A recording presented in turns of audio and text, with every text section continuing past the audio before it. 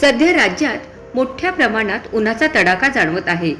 राज्यात एकीकडे तापमानाचा पारा 40 अंशाच्या पुढे गेल्याने निसर्गासह मानवी जीवनावरही त्याचे परिणाम होताना दिसतात। या कडक उन्हाचा फटका आपल्या अंगणातील तुळशीलाही बसतो। योग्य काळजी घेऊनही अनेकदा तीव्र उष्णतेमुळे तुळस सुकते किंवा कोमेजते।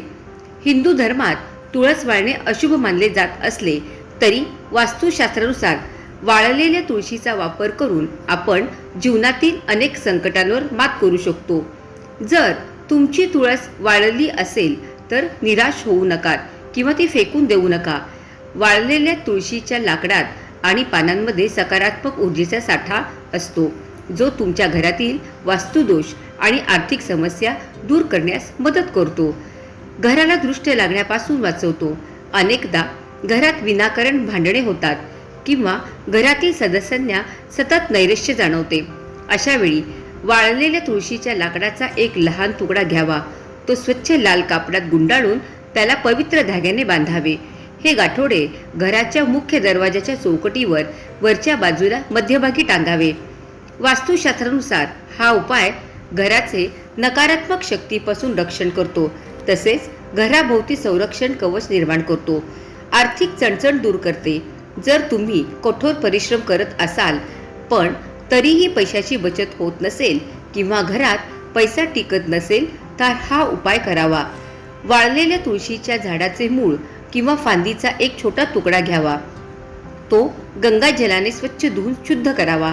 त्यानंतर एका पिवळ्या कापडात तो तुकडा ठेवून त्याची छोटी पोटली बनवावी आणि तुमच्या तिजोरीत किंवा जिथे तुम्ही पैसे ठेवता तिथे ठेवावी। त्यामुळे धनाची आवक वाढते आणि विनाकारण होणारे खर्च थांबतात, अशी धार्मिक मान्यता आहे। प्रलंबित कामासाठी खास भगवान विष्णूच्या पूजेत तुळशीला सर्वोच्च स्थान आहे। जर तुमची अनेक कामे बराच काळ रेंगाळत असतील तर कोणत्याही एका एकादशीला किंवा गुरुवारी संध्याकाळी शुद्ध तुपाचा दिवा लावावा।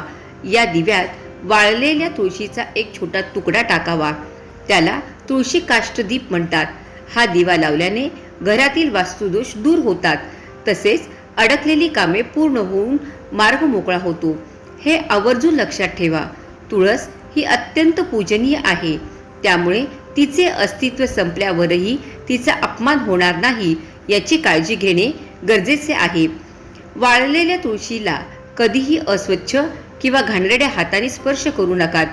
तुळशीचे लाकूड कधीही कचऱ्याच्या डब्यात किंवा गटारात फेकू नका, यामुळे मोठे दोष लागू शकतात। वापर करून उरलेल्या तुळशीचे अवशेष झाडाच्या कुंडीत मातीखाली गाडावेत किंवा वाहत्या पाण्यात पवित्र पाण्यात विसर्जित करावेत। वरील माहिती उपलब्ध स्तोत्रावरून देण्यात आलेली आहे। याच्या तथ्यांबद्दल आम्ही कुठलाही दावा करीत नाही, तसेच अंधश्रद्धेला दुजोरा देत नाहीत।